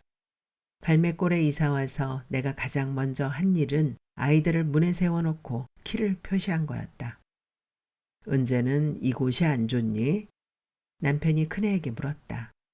난 싱크대에 부착된 디지털 시계를 쳐다보았다. 병원을 나설 거라고 한 지가 꽤 지났는데 혜승은 왜 전화를 하지 않을까? 좋긴 좋은데 큰애가 말을 흐렸다. 난 되게 좋은데 작은애가 말했다. 남편은 기대가 담긴 눈으로 작은애를 쳐다보았다. 텃밭에 늘 싱싱한 채소가 있으니까 서울 살 땐 다 마트에서 사다 먹어서 별로였는데 뭐든 재료가 좋아야 맛있거든. 작은애 얼굴이 자부심으로 빛났다. 잠시 뒤 가라앉은 목소리로 남편이 물었다. 은덕이 넌 요리하는 게 그렇게 좋니? 작은애가 고개를 끄덕였다. 아빠가 너희 장래까지 결정해 줄 수 있는 건 아니다만 아빤 최소한 우리 은덕이가 요리사가 되는 건 원치 않는데. 걱정 마, 아빠. 난 요리사가 될 마음은 눈꽃만큼도 없으니까. 작은애가 말했다. 남편의 얼굴에 당장 안도의 빛이 어렸다. 그럼 뭐가 되고 싶은데? 남편이 묻자 작은애는 대답 대신 큰애를 쳐다보며 형은 뭐가 될 거야? 라고 물었다. 왜? 형이 의사가 되면 난 검사하고 형이 검사하면 난 의사하려고. 작은애의 말에 남편이 피식 웃었다. 장래 희망을 누가 그런 식으로 정하냐? 아빤 형이랑 내가 하나는 의사, 하나는 검사가 되면 좋겠다고 했잖아. 난 뭐든 상관없어. 요리만 할 수 있으면 돼. 작은애의 목소리는 명랑했다. 일순 남편의 얼굴이 딱딱하게 굳었다. 남편은 호박국을 휘저었던 숟가락을 식탁 위에 반듯하게 내려놓고 두어 번 심호흡을 했다. 아빠가 중요한 결정을 하나 했어. 그게 뭐냐면 아빤 앞으로 은덕이가 만든 음식은 먹지 않겠다는 거야. 아빠 말이 무슨 뜻인지 알겠지? 밥을 반이나 남겨놓은 채 남편은 자리에서 일어나 침실로 들어갔다. 아이들은 아빠가 사라진 침실 쪽을 말없이 쳐다보다가 밥을 먹기 시작했다.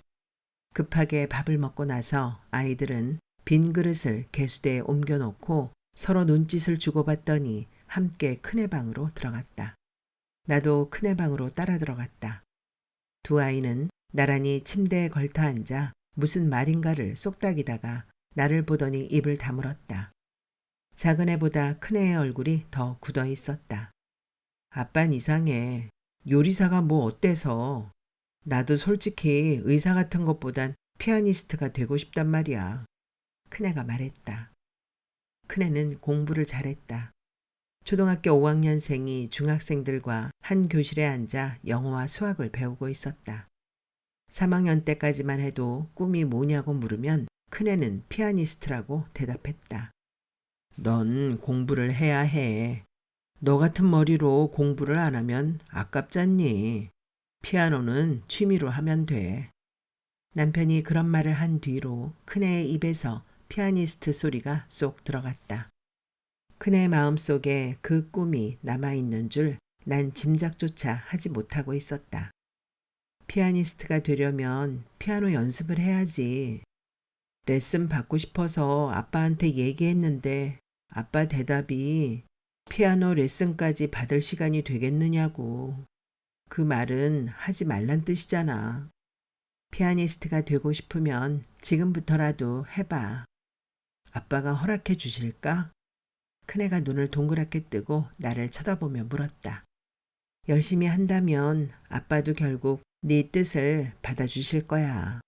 시간은 좀 걸리겠지만. 정말? 큰애와 작은애가 동시에 물었다. 난 고개를 끄덕였다. 정말 어려운 건 그런 게 아니야. 예술을 한다는 게 얼마나 힘든 길인지 몰라. 외롭고 늘 자신과 싸워야 하고 그럴 자신이 있니? 너 하루 종일 골방에 틀어박혀 피아노 치고 뒷걸음질 쳐질 때마다 난 잘할 수 있다고 끊임없이 스스로를 복두두면서 그럴 자신이 없다면 아예. 거기까지 말하고서 난 입을 다물었다. 내가 내뱉은 말들이 뱀처럼 고개를 치켜들고 나를 빤히 올려다보았다. 나야말로 이런 말을 나불댈 자격이 없는 사람이었다. 얼굴이 화끈거렸다. 맞아, 엄마가 그랬지. 천재는 노력하는 사람을 이길 수가 없는 거라고. 작은애가 말했다. 나는 작은애의 시선을 피한 채 고개만 끄덕였다. 그건 선생이 나에게 해준 말이었다. 선생에게서 배운 지 2년쯤 지났을 때 나는 드디어 최종심에 또 이름을 올리게 되었다. 그 뒤로도 몇 번인가 최종심에 올랐다. 그러나 거기까지였다. 마지막까지 내 작품을 놓고 당선시킬 것인지 말 것인지를 고민하다가 당선작 없음으로 결정했다는 심사평을 읽은 날 나는 깨어있는 게 싫어서 억지로 누워 잠을 청했다. 무단결석을 한 지 2달 만에 나는 선생을 찾아갔다. 선생은 내 얼굴도 똑바로 쳐다보지 않았다. 선생은 말이 없었다. 눈물이 쏟아지기 시작했다. 한참을 울었다. 선생은 내 무릎 위에 휴지를 올려주었다. 위로받고 싶어서 날 찾아왔니? 널 위로할 수 있는 건 네 글밖에 없어. 열어놓은 창문으로 노랫소리가 들려왔다. 선생님, 저한테 재능이 있나요? 선생은 내 눈을 물끄러미 들여다보았다. 재능이 뭐 별중난 건 줄 아니? 열정이 곧 재능인 거야. 열정이요? 천재는 노력하는 사람을 이길 수 없고 노력하는 사람은 즐기는 사람을 당해낼 수 없다는 말도 있잖니. 즐기는 것, 몰입하는 것, 그게 바로 재능인 거다. 스스로를 추스리고 다독이면서 여기까지 온 너 자신이 고맙지 않니? 어쨌든 포기하지 않고 여기까지 이끌고 온 자기 자신한테 고마운 마음도 품을 줄 알아야 해. 내 말 알겠지? 설거지를 하려다 말고 난 뜨거운 꿀차를 마시고 식탁에 앉았다. 한쪽으로 밀쳐두었던 책과 공책을 내 앞으로 당겨왔다. 공책을 펼쳤다. 맨 마지막 줄에 담긴 대사가 눈을 파고들었다. 나는 말에게 날개를 달아줄 거야. 그래서 함께 하늘로 날아올라야지. 가슴이 뜨거워졌다. 나는 두 손을 포개 무릎 위에 얹고 창밖으로 고개를 돌렸다. 산이 보였다. 용인으로 이사하기로 결정하고 몇 군데 물망에 오른 곳을 돌다가 이곳을 선택한 것엔 갈매꼴의 뜻이 한몫했다. 목마른 말이 물을 마시러 내려온다는 곳. 공인중개사의 입에서 그 설명이 흘러나왔을 때 내가 생각한 것은 목마른 내 언어였다.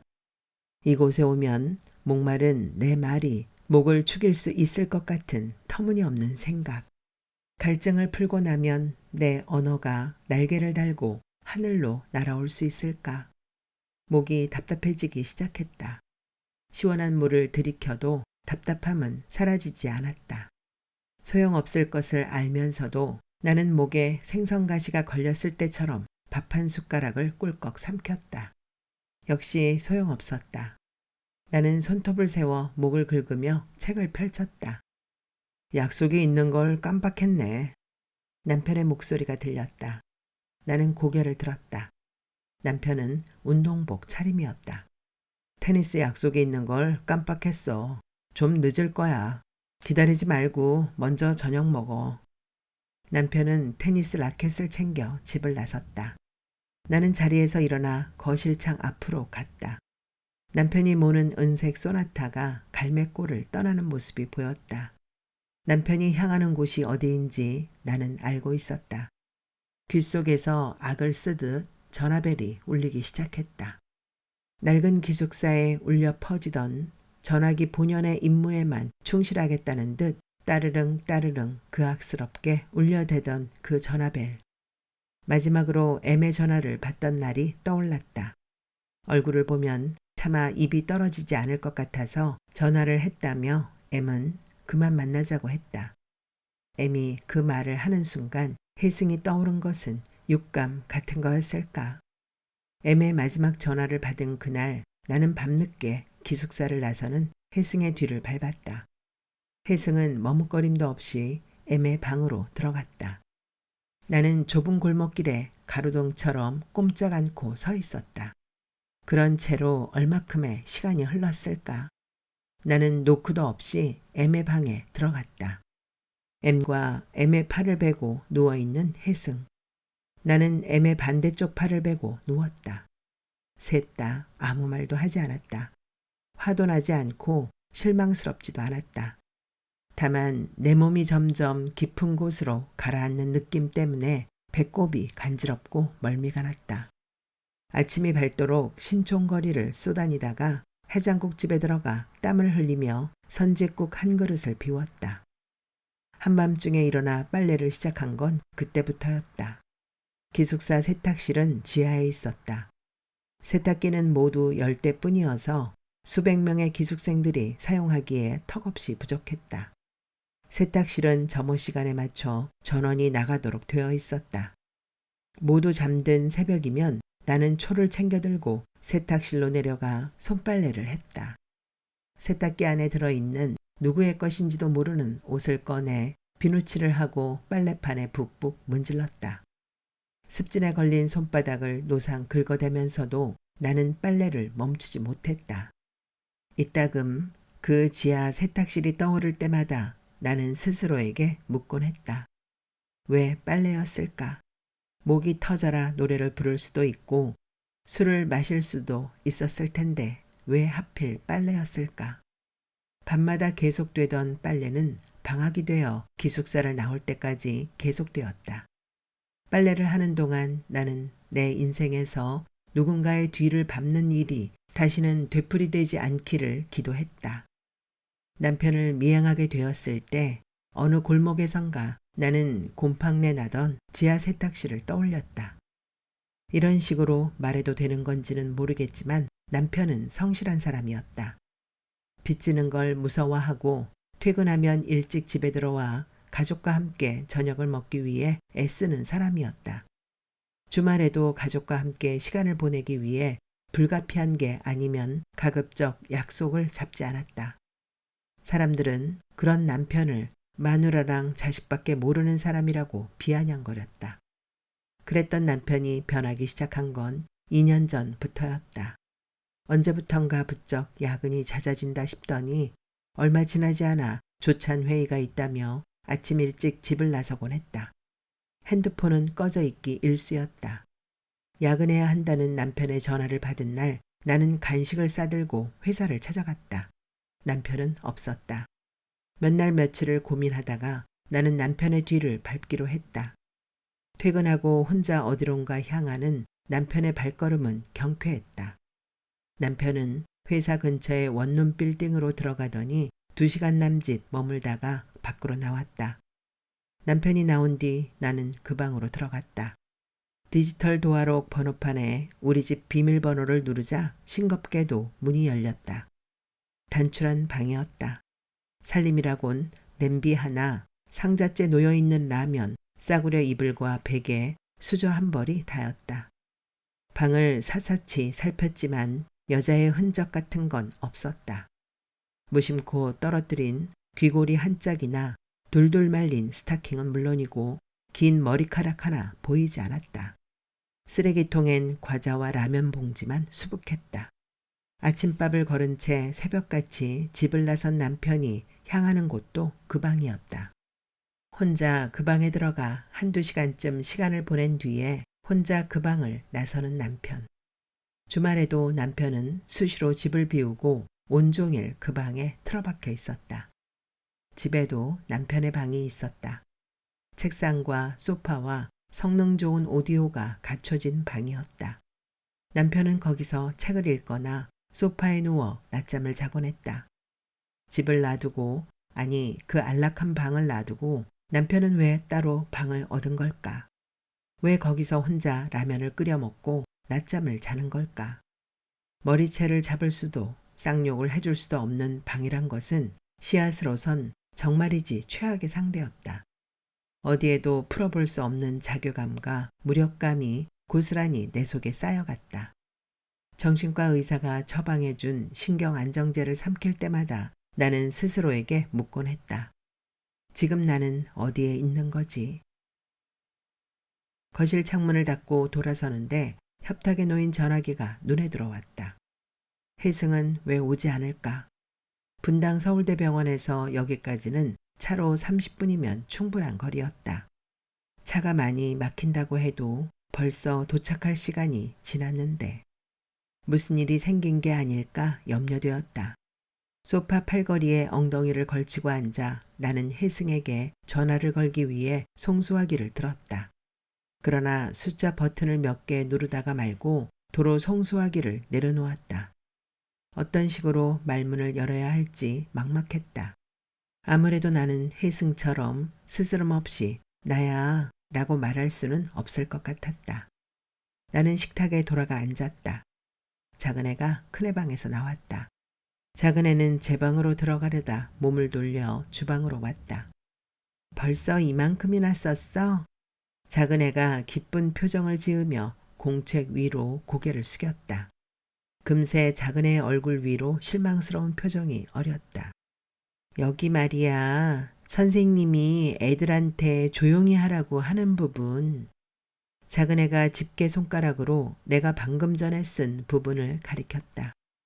애들은 한마디도 하지 않는데 선생님이 자기가 너무 떨리니까 괜히 애들 보고 조용히 하라고 그러는 거잖아. 근데 엄마 글엔 그 느낌이 빠져 있어. 선생님이 속으론 엄청 떨면서 겉으론 아무렇지 않은 척 하는 게. 나는 고개를 끄덕이는 대신 작은 애의 엉덩이를 토닥거렸다. 작은 애가 나를 돌아보며 씩 웃었다. 또 있어. 이건 정말 엄마가 꼭 해줘야 하는 부분인데 잠깐만 있어봐. 내가 찾아줄게. 작은 애는 책을 집어 들더니 천천히 책장을 넘겼다. 여기 있다. 이 문장. 아이들은 말을 만나기 전부터 줄곧 말을 사랑해왔다. 애들의 이 마음을 엄마가 꼭 표현해줘야 해. 이건 절대로 빼먹어선 안 돼. 나는 말없이 작은 애를 쳐다보았다. 동화책을 읽다 말고 울음을 터뜨리던 오래전에 작은 애의 모습이 떠올랐다.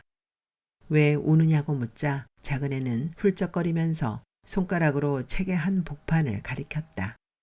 아이가 짚은 문장을 나는 잊을 수가 없었다.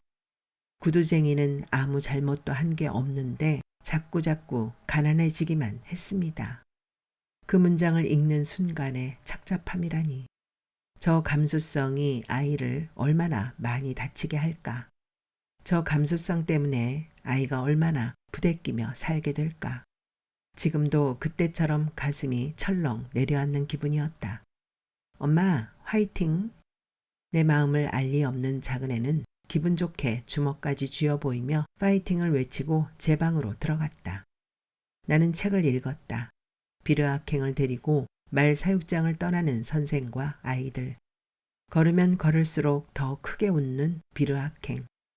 전화벨이 울렸다. 나는 자리에서 벌떡 일어나 전화기를 집어들었다. 전화를 건 사람은 혜승이 아니라 선주였다. 너 신문 읽었니? 전화를 받은 사람이 나란 걸 확인하자마자 선주가 따지듯이 물었다. 어쩐지 잔뜩 곤란 목소리였다. 뭘? 우리 기숙사 없어진다는 거. 넌 신문도 안 읽고 사니? 기숙사가 없어지는 게 내가 신문을 읽지 않은 탓인 것처럼 선주는 대뜸 목소리를 높였다. 무슨 얘기야 그게. 우리 기숙사가 너무 낡아서 부수고 새로 짓는데 초현대식 건물로다가. 우리 대학 기숙사? 그럼 뭐 내가 딴 기숙사 얘기하는 줄 알았니? 하긴 우리가 거기 있을 때도 낡긴 낡았었지. 그게 벌써 10여 년 전이니까. 10여 년은 무슨 10여 년. 이제 2년만 채우면 딱 20년이구만. 언제 짓는데? 짓기는 벌써 다 지었대. 거기로 학생들 옮긴 다음에 바로 철거할 거래. 기숙사 자리엔 뭘 하더라? 무슨 건물을 짓는다고 하던데. 아, 몰라. 나는 한숨을 내쉬었다. 도리머리를 흔드는 선주의 모습이 선연하게 떠올랐다. 너 지금 뭐해? 선주가 물었다. 참 빨리도 물어본다. 동화책 읽고 계신다 지금. 나는 일부러 아무렇지 않은 듯 말했다. 난 소주 마신다 혼자서. 선주가 말을 이었다. 그때 우리 참 재밌었는데 너랑 나랑 혜승이랑 팔복동산에서 낮술 마시고 미친년처럼 머리에 꽃 꽂고. 생각나? 그럼 김밥 사다 놓고 추워서 벌벌 떨면서 마셨잖아. 내 말에 선주가 까르르 웃음을 터뜨렸다. 과장된 웃음이었다. 맞다, 김밥. 폼 안 나게 소주 안주로 김밥이 뭐냐, 김밥이. 그러게. 근데 너 김광석 듣니? 거기까지 들려? 또 하루가 멀어져 간다. 내 뿜은 담배 연기처럼. 대답 대신 나는 김광석의 노래를 따라 불렀다. 시멘트 먼지가 뿌옇게 가슴을 뒤덮었다. 방도 사라지고 식당도 사라지고 계단도 사라지겠지. 그 정원, 이불을 내다 널어놓고 그 위에 누워 해바라기를 하던 네모난 공간으로 쏟아져 내리던 그 푸진 햇살도 다 사라지겠지. 식당 천장에 샹들리에 옆으로 길쭉하게 얼룩이 나 있었는데 한반도 모양이라고 북두칠성 모양이라고 혜승과 서로 우겨대던. 아직도 혜승이가 너한테 연락 안 하지? 선주의 목소리가 조심스러웠다. 오늘 오겠다고 했어. 우리 집으로. 어? 그래? 선주에게 말을 하고 나니까 혜승이 우리 집에 오고 있다는 사실이 비로소 실감났다. 나는 전화기를 귀에 댄 채 집안을 둘러보았다. 설거지는 개수대에 그대로 쌓여 있고 집은 지저분하고 혜승을 맞으려면 어서 일어나 집안부터 치워야 했다. 기숙사에서도 그랬다. 둘 중에 먼저 들어오는 사람이 방 청소를 했다. 혜승이 유난히 지쳐 보이는 날이면 나는 이따금 마지막 수업을 빼먹고 방을 치웠다. 이불을 탈탈 털어 개켜놓고 소주와 맥주와 진로 포도주를 사다 놓았다. 나는 가끔은 꽃을 사다가 혜승의 책상에 꽂아놓기도 했다. 그건 혜승도 마찬가지였다. 자주 배앓이를 하는 나를 위해 기숙사 식당에서 몰래 찬밥을 가져다가 커피포트에 넣고 죽을 끓여주던 혜승. 애매 방에서 애매파를 하나씩 나눠배고 누웠던 날 이후로 혜승과 나는 눈을 마주치지 않았다. 그러나 그것은 오래가지 않았다. 혜승이 끓여준 죽을 떠먹으며 나는 팥죽 한 그릇에 장자권을 팔아버린 애서처럼 M을 털어버렸다. 혜승과 나는 예전처럼 신촌거리를 배회하고 쓰레기통을 뒤져 담배꽁초를 찾고 커피포트에 끓인 라면을 안주 삼아 소주를 마셨다. 달라진 게 있다면 더 이상 용용이의 이야기를 듣지 않게 된 것뿐이었다. 그리고 우리는 4학년이 되었다. 나는 임용고시를 준비하느라 바빠졌지만 혜승은 아무것도 하지 않고 빈둥거리기만 했다. 졸업하고 뭘 할 건데? 걱정이 되어 내가 물으면 피식 웃기만 하던 혜승. 그러나 혜승은 빈둥거린 게 아니었다. 졸업식을 얼마 앞둔 어느 날 나는 혜승이 미대에 합격했다는 사실을 알았다. 4년을 거의 하루도 떨어지지 않고 붙어 살면서도 나는 그녀가 붙잡는 걸 본 적도 없었고 그림에 관심이 있다는 사실도 전혀 몰랐다. 그 상실감과 배신감이란 M과 혜승의 관계를 알게 되었을 땐 밤마다 빨래라도 할 수 있었지만 이번엔 아무것도 할 수가 없었다. 잠을 잘 수도 밥을 삼킬 수도 없었다. 며칠을 침대에만 누워 있다가 나는 자리를 박차고 일어나 밖으로 나갔다. 넉나간 사람처럼 거리를 헤매다가 나는 불쑥 문방구에 들어가 복사기에 얼굴을 들이밀었다. 욕하는 문방구 주인을 뒤로 하고 나는 도망치듯 그곳을 빠져나왔다. 눈앞이 뿌옇게 흐려 보였다. 복사기의 강렬한 섬광에 다친 눈동자는 치료가 몹시 더디었다. 복사기를 통과한 명과 암으로만 구분되어 종이에 옮겨진 내 얼굴. 그 얼굴을 보고 나는 물었다. 그 4년 동안 내가 머물렀던 곳은 도대체 어디였을까? 내가 살았던 그 방이 정말 있기는 했던 걸까? 졸업식에도 참석하지 않은 채 나는 그 길로 집에 내려갔다. 방에 틀어박혀 내가 한 것은 뜻밖에도 글쓰기였다. 먹지도 자지도 않은 채 나는 미친 듯이 글을 썼다. 소설도 일기도 편지도 아닌 글을 써내려 가는 동안 나는 내가 조금씩 치유되고 있음을 알았다. 그래도 혜승이가 힘드니까 네 생각이 나나 보다. 선주가 말했다. 혜승이한테 무슨 일이 있니? 몰라 나도. 걔가 그런 말을 할 애니. 근데 내 친구가 친정엄마를 모시고 웃음 치료 다니거든. 친정 엄마가 암 환자라. 거기서 혜승이를 봤대. 혜승이가 자기를 기억하지 못하는 눈치여서 그냥 아는 척 하지 않았대. 친구 말이 혜승이가 그렇게 안 돼 보이더래. 그냥 웃는 게 아니라 막 죽을 힘을 다해서 웃는 것 같아서 기를 쓰고. 죽을 힘을 다해 웃는다는 게 어떤 건지 언뜻 상상이 가지 않았다. 나는 온몸을 흔들면서 웃는 혜승의 모습을 그려보았다. 잘 되지 않았다. 대신 어린 혜승이 떠올랐다.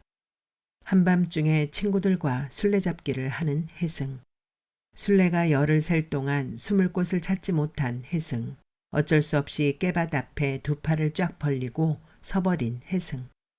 혜승은 그게 친구의 이야기인 것처럼 나에게 들려주었고, 내 친구는 기적이란 단어를 들을 때마다 그때를 떠올린대 라는 말로 이야기를 맺었었다.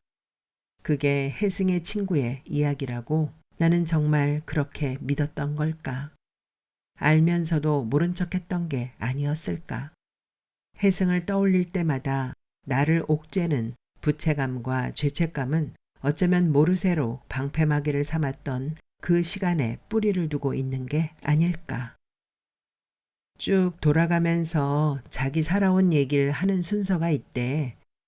혜승이가 그러더래. 자긴 아직도 왕따 당하는 꿈을 꾼다고. 그게 너무너무 무섭다고. 왕따?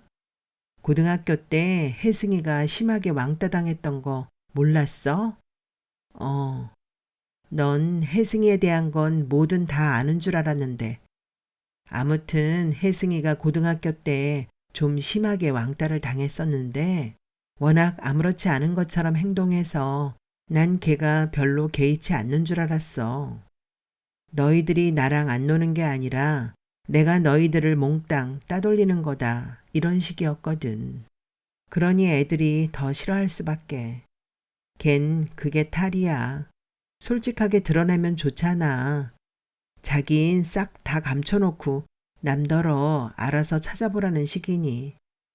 네 경우도 마찬가지야. 걔가 너한테 왜 이러는 건 줄 아니? 언젠가 내가 살살 술 좀 먹여놓고서 대놓고 물어봤어. 그랬더니 그러더라. 너한텐 다른 걸 기대했는데 너도 똑같더래.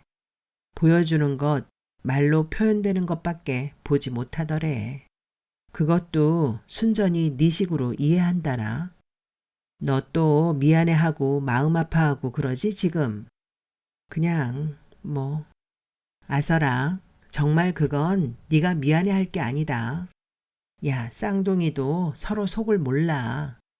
타인한테 그것도 피 한 방울 섞이지 않은 남한테 고작 친구니 부부니 하는 이름으로 그런 걸 기대한다는 것 자체가 무리야. 예의 없는 거고. 전화기를 귀에 댄 채 나는 협탁 옆에 쪼그리고 앉았다. 정면에 놓인 텔레비전이 나를 어루새처럼 비춰주고 있었다. 무릎을 세우고 어깨를 잔뜩 웅크리고 앉아있는 내 모습. 그것은 남편의 방에 있을 때의 내 포즈였다. 이따금 남편의 방에 갈 때마다 나는 현관 앞에 깔아놓은 발매트 위에 꼭 그 자세로 앉아있다가 돌아오곤 했다. 그 방에서 머무는 동안 내가 하는 일이라곤 손 하나 까딱 않고 그저 발매트 위에 가만히 앉아있는 게 전부였다. 거기 앉아있으면 까맣게 잊고 있었던 옛 기억들이 하나둘 떠올랐다. 그 중에는 되돌아보는 것만으로도 나를 곤혹스럽게 하는 기억도 있었는데 이를테면 이런 거였다. 어느 해인가 회사 동료들과 술을 마시고 노래방에 갔다가 테이블 위에 토를 했던 적이 있었다. 깜짝 놀란 동료들이 부산을 떨며 그것을 치우는 동안 정작 사고친 당사자인 나는 팔짱을 끼고 앉아 나와는 아무 상관없는 일이라는 듯 딴 데를 쳐다보았다. 결혼 전에 남편도 그 자리에 있었다. 남편은 적당히 뻔뻔하면서도 도도한 그 모습에 반했다고 고백했다. 도도함이라니. 그건 도도함이 아니었다. 팔짱을 끼고 앉아 내가 생각한 것은 당장 딱 죽어버렸으면 하는 거였다. 만원 버스 안에서 도시락을 떨어뜨렸을 때 그걸 그냥 두고 버스를 내려버린 것처럼, 전철에서 빨래가 든 쇼핑백이 터졌을 때 빨래야 밟히든 말든 상관없이 불이 나게 전철을 빠져나온 것처럼, 그것은 어찌해야 할 바를 모를 때 일단 도망부터 치고 보는 내 나쁜 습성이었다. 남편의 그 방은 집에서와는 정반대로 아무렇게나 개켜놓은 이부자리며 방바닥에 흩어져 있는 라면 부스러기는 그것은 어쩌면 도망치는, 도망쳐서 숨어버리는 일종의 방식이 아닐까. 너 언제 서울 안 오니? 기숙사가 없어지기 전에 같이 학교에 가보자. 혼자 가기 무서워서 그래. 선주가 말했다. 나는 알았어 라고 대답했다. 잘 있으라는 인사를 끝으로 선주가 전화를 끊었다. 혜승으로부터 병원을 출발한다는 전화를 받은 게 꼭 3시간 전이었다. 그냥 걸어서 온다고 해도 벌써 도착했어야 할 시간이었다. 나는 우선 청소부터 마치기로 했다. 마른 걸레로 가구를 닦고 청소기를 돌렸다. 바닥을 쓰는 동안 전화벨 소리가 들리는 것 같아 청소기 전원을 끈 게 서너 번이었다. 청소기를 제자리에 갖다 놓고 나는 전화기로 갔다. 심호흡을 하고 혜승의 전화번호를 눌렀다. 그녀의 핸드폰 전원은 꺼져 있었다. 별일 없을 거라고 생각하면서도 가슴이 쿵 내려앉았다. 나는 분당경찰서에 전화를 걸어 사고 접수된 걸 확인해봤지만 혜승은 없었다. 용인경찰서에서도 마찬가지였다. 나는 손바닥을 비비며 거실을 왔다 갔다 하다가 식탁에 앉았다. 희곡 쓰기부터 마무리 짓기로 했다. 그러고 있으면 혜승이 오겠지. 나는 책을 펼쳤다. 선생과 아이들과 함께 길을 걸어 마을로 들어오는 비르학행. 드디어 마을에 이른 일행. 그러나 학교 운동장에 도착하자마자 쓰러지고 마는 비르학행. 수의사를 부르고 수의사가 오고 작은 애가 연필로 밑줄을 그어놓은 단락이 눈에 들어왔다. 말은 웃지 않는다. 말이 윗입술을 콧구멍 위까지 들어 올릴 때에는 기쁨을 나타내기 위해서가 아니라 반대로 배가 아프기 때문에, 몹시 아프기 때문에 그러는 것이다. 숨이 가빴다. 아이들을 보자마자 웃던 말. 걸으면 걸을수록 더 크게 웃던 말. 그게 웃음이 아니라 아픔의 표시였다니. 나는 주먹을 움켜쥐었다. 손톱이 살을 파고들었다. 화가 난 사람처럼 나는 눈을 부릅뜨고 책을 쏘아보았다. 이 동화를 쓴 작가를 향한 감탄과 질투로 심장이 터질 것만 같았다. 나는 숨을 몰아쉬었다. 나도 이런 글을 쓰고 싶다. 말의 미소를 내 언어로 담아내고 싶다. 그리하여 내 언어로 하여금 방긋 미소 짓게 할 수 있다면. 나는 자리에서 벌떡 일어나 바깥으로 나갔다. 비는 완전히 그쳐 있었다. 나는 산을 바라보고 서서 몇 번이고 심호흡을 했다. 가빴던 호흡이 점차 차분해졌다. 나는 큰 길가로 나가 혜승을 기다리기로 했다. 주머니에 핸드폰이 들어있나 확인하고 걸음을 떼어놓는데 나무 의자에 나란히 앉아있는 노 부부가 눈에 들어왔다. 그냥 지나치려다가 나는 상추 잘 받았다는 인사를 하기 위해 그리로 다가갔다. 노 부부는 심각한 표정으로 무슨 얘긴가를 주고받고 있었다. 그러니까 순옥이만 불쌍하게 됐어. 누가 아니래요. 사람이 그러면 못 쓰는데. 하지만 결국 순옥이가 잘 될 거야. 악한 끝은 없어도 선한 끝은 있다잖아요. 노부부의 이야기는 끝없이 이어졌다. 무슨 말 끝엔가 할아버지가 푹 한숨을 내쉬었다. 아무래도 인사는 다음에 해야겠다 싶었다. 그냥 돌아서려는데 할머니가 뒤를 돌아보았다. 상추 잘 받았다고 인사를 드리려고. 그까짓 걸 뭘. 이리 와서 차나 한잔 해요. 할머니가 할아버지 쪽으로 엉덩이를 당겨 내가 앉을 자리를 만들어 주었다. 내가 앉길 기다렸다가 할머니가 보온병을 열더니 종이컵에 생강차를 따라주었다. 생강차는 뜨겁고 진했다. 꽃이 참 예쁘지요. 할머니가 말했다. 할머니의 눈길은 공터에 물이 지어 피어있는 들국화를 향하고 있었다. 나는 말없이 고개를 끄덕였다. 젊었을 땐 꽃이 예쁜 줄도 모르고 살았는데. 할머니의 말을 할아버지가 받았다. 접대는 가만히 있는데 콩 심은 데 콩 나고 팥 심은 데 팥 난다는 사실이 그렇게 신기할 수가 없습디다. 그런 걸 보면 나이 먹는 게 꼭 나쁜 것만은 아닌 것 같아. 노부부가 서로 얼굴을 마주보며 웃었다. 나와 남편도 나와 혜승도 이 노부부처럼 늙어갈 수 있을까? 집안에서 희미하게 전화벨 소리가 들려왔다. 종이컵을 내려놓고 나는 집을 향해 뛰었다. 신을 신은 채 집 안으로 들어갔다. 그러나 전화를 건 사람은 혜승도 경찰도 아닌 큰애의 친구였다. 나는 큰애에게 전화를 바꿔주고 다시 밖으로 나왔다. 나는 큰 길가로 걸어갔다. 걸으면서 나는 혜승을 기다리던 어느 여름을 생각했다. 핸드폰도 삐삐도 없던 시절 나는 수원역 시계탑 앞에 서서 혜승을 기다렸다. 아침 11시에 만나기로 약속한 혜승이 나타난 것은 약속 시간에서 정확히 6시간이 지난 오후 5시였다. 혜승은 미안하다는 말도 없었고 왜 늦었는지에 대한 변명도 하지 않았다. 그저 반갑게 웃으며 나를 향해 달려오던 혜승. 나도 혜승에게 짜증을 내거나 늦은 까닭을 추궁하지 않았다. 우린 손을 잡고 늦은 점심을 먹기 위해 지하상가로 내려갔다. 그 이야기를 다 듣고 나서 M은 말했다. 와, 6시간 늦게 나타난 친구도 대단하지만 끝까지 기다린 네가 더 대단하다. 그게 혜승이야. 나는 생각했다. 혜승은 그러고도 남는 사람이라고. 그때처럼 기다리면 올 거라고 굳게 믿고 기다리고 있으면 혜승은 아무렇지 않게 나를 향해 달려올 거야. 나는 마른 침을 삼켰다. 병원을 나서다가 혜승은 아는 사람을 만났을 거야. 라고 나는 생각을 이어갔다. 함께 점심을 먹기 위해 식당을 찾느라 1시간. 워낙 손님이 많은 시간이라 주문하고 기다리는데 1시간. 밥 먹으면서 밀린 얘기하느라 또 1시간. 좀 늦는다고 전화를 하려는데 핸드폰 배터리가 나가 있고 혜승은 운전석에 앉아 안전벨트를 맸어. 지금쯤 혜승은 분당을 지나 용인으로 들어서고 있을 거야.